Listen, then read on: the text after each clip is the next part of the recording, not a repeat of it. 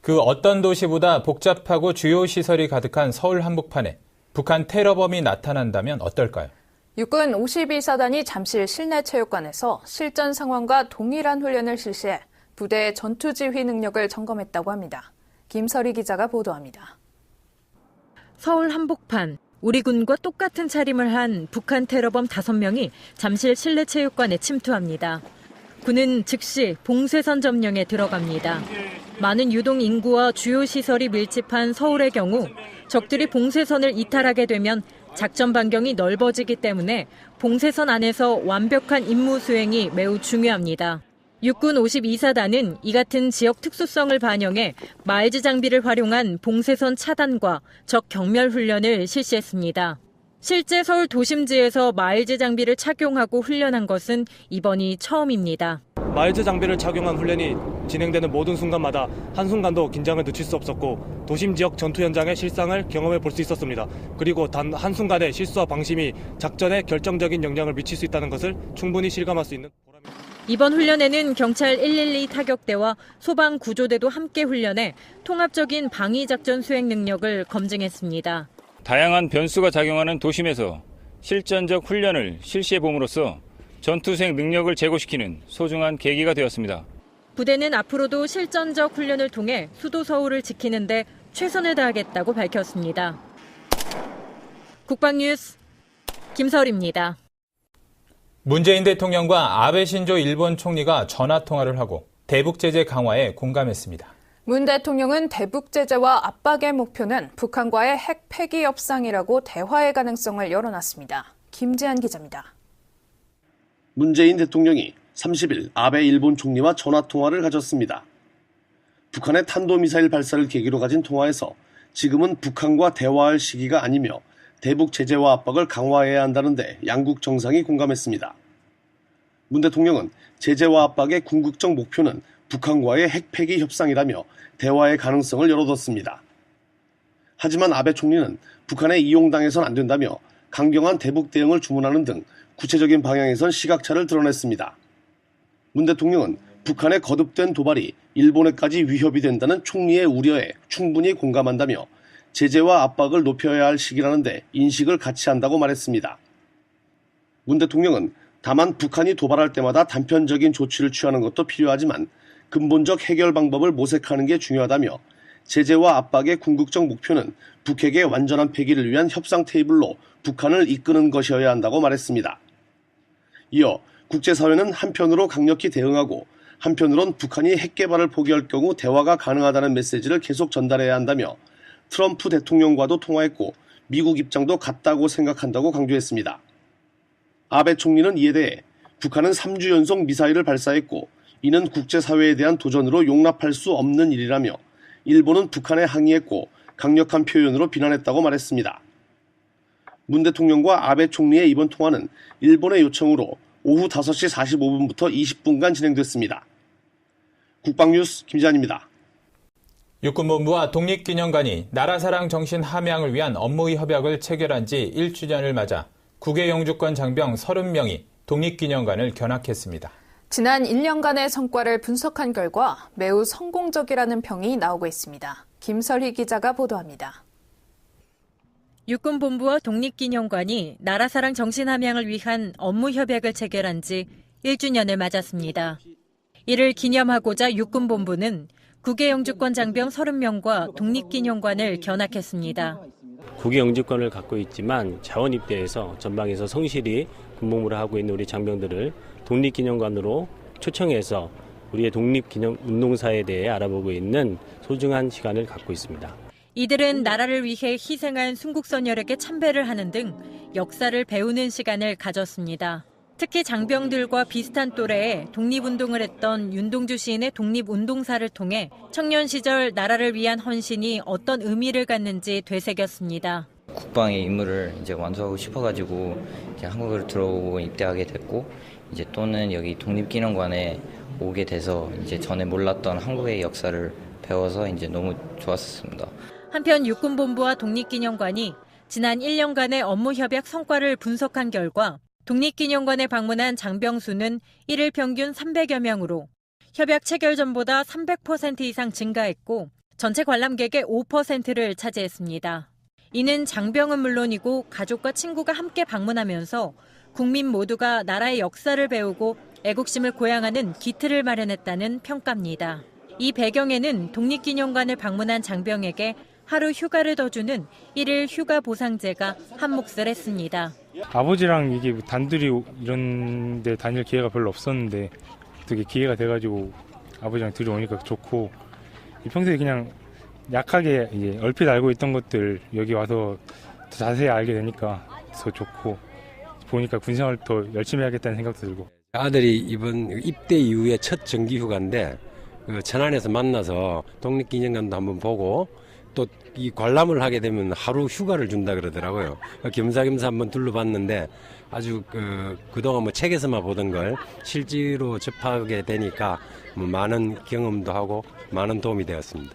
양 기관은 이번 업무 협약 성과를 발판으로 앞으로 해외 항일 유적지 탐방과 군인 가족의 독도사랑 캠프 참가 인원 확대 등 보다 다양한 발전 방안을 검토 중에 있습니다.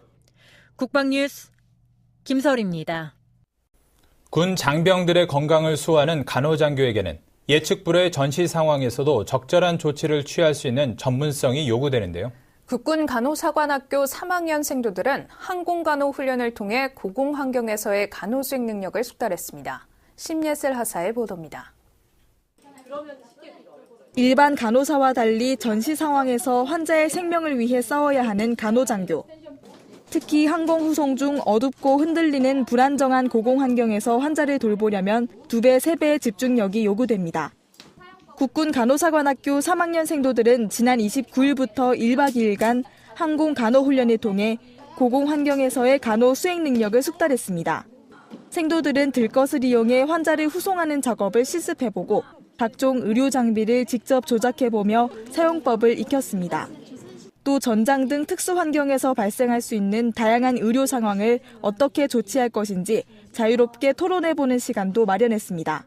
이론과 다르게 이런 제한점이 있을 수 있겠구나. 다양한 사고도 같이 할 수 있었던 것 같아서 굉장한 도움이 될 것 같습니다. 전문성을 바탕으로 따뜻함도 동시에 지녀서 가깝게는 제가 일하게 될 병원의 병사들, 그리고 넓게는 군 전체의 건강 증진과 그런 국방력 강화를 위해서 힘쓰는 간호장교가 되고 싶습니다.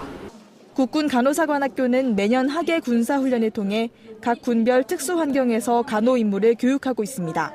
생도들은 이번 항공 간호훈련에 이어 해양 간호훈련도 실시할 예정입니다. 국방뉴스 심예슬입니다. 공군이 인도네시아 공군과 공군대 공군회의를 개최하고 양국 공군의 군사협력 증진 방안을 논의했습니다. 이번 회의에는 우리 측에서 공군본부 정책실장 윤병호 준장 등 8명이, 인도네시아 측에서는 공군 교육과장 페르디난 대령 등 5명이 참석했습니다. 양국 공군은 회의에서 KT-1과 T-50 항공기의 비행 안정과 군수 분야에 대한 경험을 공유하며 양국의 협력을 증진해 나가기로 했습니다. 또 우리 공군은 오는 10월에 개최하는 아덱스 2017 때 인도네시아 공군이 다시 방한해 줄 것을 제안했습니다. 인도네시아 공군 대표단은 이번 방한 기간에 공군 제3훈련비행단과 한국 항공우주산업 등을 방문할 예정입니다.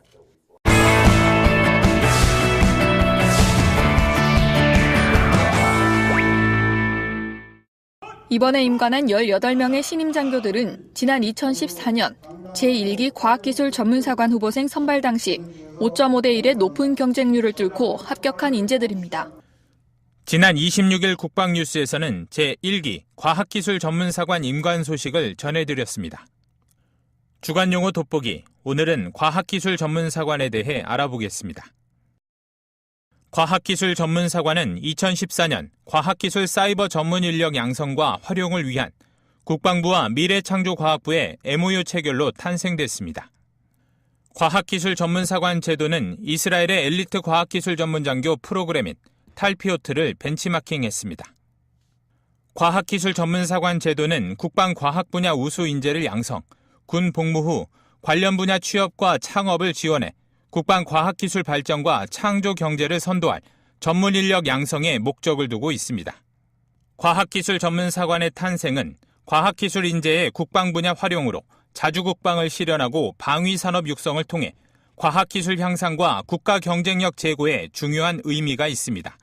과학기술 전문사관이 되기 위해선 임관일 기준 20세 이상 만 27세 이하의 과학기술 특성화 대학 재학생 중 대통령 과학장학금 또는 국가 우수장학금의 자격을 보유해야 지원이 가능한데요. 선발 방법은 먼저 성적과 자기소개서를 평가하고 신체와 인성을 검사해 마지막으로 신원 조회와 종합평가에 적합 판정을 받아야 최종 합격할 수 있습니다. 엄격한 선발 과정을 통과한 전문사관들은 임관하기 전 소속 대학에서 정규학기나 계절학기를 이용해 전문 교육을 받는데요. 최고 수준의 국방 연구개발 인력 양성을 목표로 국방과학교육과 창업 전문교육, 현장 인턴교육 등 3개 분야로 나눠 이수하게 됩니다. 장교로서 갖춰야 할 기본 군사훈련을 8주간 실시하고 임관한 전문사관들은 국방과학연구소에서 방산 분야 연구 인력으로 활용하거나 국방에 필요한 병기 장비와 물자에 관한 기술 분석 연구 개발을 담당하게 됩니다. 이렇게 3년간 복무를 마친 전문사관들에게는 석박사 학위과정 지원과 국가과학기술연구기관, 방위산업체 등의 취업을 지원하거나 미래부에서 추진하는 공동기술 창업 교육센터와 K-스타트업 창업 지원 프로그램 등을 통해 창업을 지원합니다. 한국의 탈피오트 과학기술 전문사관. 우수한 과학기술 인재들을 국방기술에 활용함으로써 우수 인력들이 최첨단 과학기술군 건설에 기여하고 교육과 군 복무 창업이 연계된 우수 과학기술 인력 육성 체계를 구축하는 우리 군과 나라에 꼭 필요한 제도입니다. 주간용어 돋보기, 지금까지 과학기술 전문사관에 대해 알아봤습니다. 자칫하면 큰 인명피해를 부를 수 있는 대형 병원 화재 사고를 휴가 중인 육군 간부가 막았습니다. 미담의 주인공은 육군 24단 질풍대대 조건식 하사인데요. 특히 조화사는 조모상을 치르는 어려운 상황 속에서도 화재 진압을 위해 몸을 아끼지 않아 주변을 훈훈하게 했습니다. 김호영 기자가 보도합니다. 충북 충주에 있는 대형 병원 지하주차장. 주차된 차량 한 대에서 불길이 피어오르기 시작합니다. 불길은 순식간에 걷잡을 수 없이 커지고 화재 연기는 한치 앞을 볼 수 없을 정도로 주차장을 뒤덮어버립니다. 그때 상복을 입은 한 남성이 소화기를 들고 불길 속으로 돌진합니다. 소화기 한 통을 다 쓰고도 불길이 줄지 않자 이번엔 소화기 2통을 양손에 들고서 쉴 틈도 없이 다시 뛰어갑니다. 헌신적인 자세로 화재 진압에 뛰어든 주인공은 바로 육군 24단의 조건식 하사. 조하사의 헌신적인 모습에 주변 사람도 화재 진압에 동참하기 시작합니다. 소방서 출동 인원이 현장에 도착할 때까지 20여 분간 불길과 사투를 벌인 조하사는 어지럼증으로 정신을 잃을 뻔했지만 끝까지 자리를 지켰습니다. 현장에서는 사고가 커지기 전 막아야 되겠다는 생각뿐이었고 이는 군인으로서 당연히 해야 될 일이라 생각합니다. 앞으로도 위국 헌신 군인 본분의 자세로 군생활에 임하겠습니다. 충주경찰서의 제보로 조하사의 미담을 알게 된 부대는 조하사에게 표창을 수여하고 참다운 군인의 모범 사례로 널리 알리고 있습니다. 국방뉴스 김호영입니다. 타격대와 소방구조대도 함께 훈련해 통합적인 방위작전 수행 능력을 검증했습니다. 다양한 변수가 작용하는 도심에서 실전적 훈련을 실시해 봄으로써 전투수행 능력을 제고시키는 소중한 계기가 되었습니다. 부대는 앞으로도 실전적 훈련을 통해 수도 서울을 지키는 데 최선을 다하겠다고 밝혔습니다. 국방뉴스 김설입니다. 문재인 대통령과 아베 신조 일본 총리가 전화통화를 하고 대북 제재 강화에 공감했습니다. 문 대통령은 대북 제재와 압박의 목표는 북한과의 핵 폐기 협상이라고 대화의 가능성을 열어놨습니다. 김지한 기자입니다. 문재인 대통령이 30일 아베 일본 총리와 전화통화를 가졌습니다. 북한의 탄도미사일 발사를 계기로 가진 통화에서 지금은 북한과 대화할 시기가 아니며 대북 제재와 압박을 강화해야 한다는데 양국 정상이 공감했습니다. 문 대통령은 제재와 압박의 궁극적 목표는 북한과의 핵 폐기 협상이라며 대화의 가능성을 열어뒀습니다. 하지만 아베 총리는 북한에 이용당해선 안 된다며 강경한 대북 대응을 주문하는 등 구체적인 방향에선 시각차를 드러냈습니다. 그 어떤 도시보다 복잡하고 주요 시설이 가득한 서울 한복판에 북한 테러범이 나타난다면 어떨까요? 육군 52사단이 잠실 실내체육관에서 실전 상황과 동일한 훈련을 실시해 부대의 전투지휘 능력을 점검했다고 합니다. 김설희 기자가 보도합니다. 서울 한복판, 우리 군과 똑같은 차림을 한 북한 테러범 5명이 잠실 실내체육관에 침투합니다. 군은 즉시 봉쇄선 점령에 들어갑니다. 많은 유동 인구와 주요 시설이 밀집한 서울의 경우 적들이 봉쇄선을 이탈하게 되면 작전 반경이 넓어지기 때문에 봉쇄선 안에서 완벽한 임무 수행이 매우 중요합니다. 육군 52사단은 이 같은 지역 특수성을 반영해 마일즈 장비를 활용한 봉쇄선 차단과 적 경멸 훈련을 실시했습니다. 실제 서울 도심지에서 마일즈 장비를 착용하고 훈련한 것은 이번이 처음입니다. 마일즈 장비를 착용한 훈련이 진행되는 모든 순간마다 한순간도 긴장을 늦출 수 없었고 도심 지역 전투 현장의 실상을 경험해 볼 수 있었습니다. 그리고 단 한순간의 실수와 방심이 작전에 결정적인 영향을 미칠 수 있다는 것을 충분히 실감할 수 있는 보람입니다. 이번 훈련에는 경찰 112에 한 결과 독립기념관에 방문한 장병수는 1일 평균 300여 명으로 협약 체결 전보다 300% 이상 증가했고 전체 관람객의 5%를 차지했습니다. 이는 장병은 물론이고 가족과 친구가 함께 방문하면서 국민 모두가 나라의 역사를 배우고 애국심을 고양하는 기틀을 마련했다는 평가입니다. 이 배경에는 독립기념관을 방문한 장병에게 하루 휴가를 더 주는 1일 휴가 보상제가 한몫을 했습니다. 아버지랑 이게 단둘이 이런 데 다닐 기회가 별로 없었는데 어떻게 기회가 돼가지고 아버지랑 둘이 오니까 좋고 평소에 그냥 약하게 이제 얼핏 알고 있던 것들 여기 와서 더 자세히 알게 되니까 더 좋고 보니까 군생활 더 열심히 해야겠다는 생각도 들고. 아들이 이번 입대 이후에 첫 정기휴가인데 천안에서 만나서 독립기념관도 한번 보고 또 이 관람을 하게 되면 하루 휴가를 준다 그러더라고요.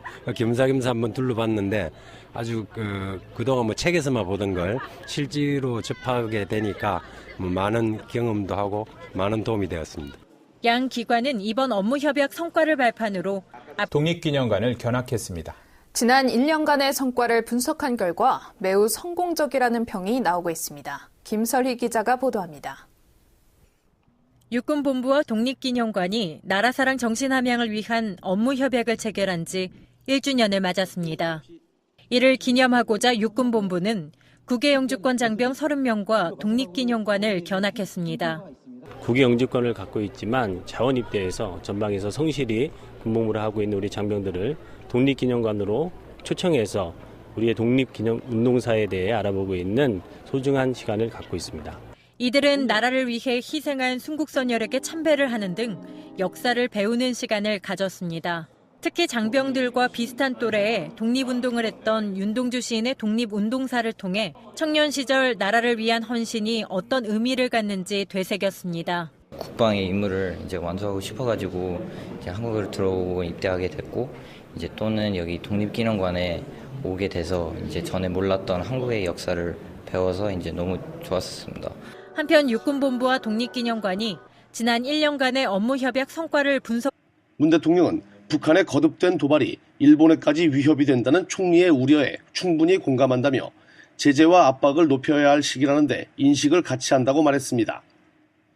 문 대통령은 다만 북한이 도발할 때마다 단편적인 조치를 취하는 것도 필요하지만 근본적 해결 방법을 모색하는 게 중요하다며 제재와 압박의 궁극적 목표는 북핵의 완전한 폐기를 위한 협상 테이블로 북한을 이끄는 것이어야 한다고 말했습니다.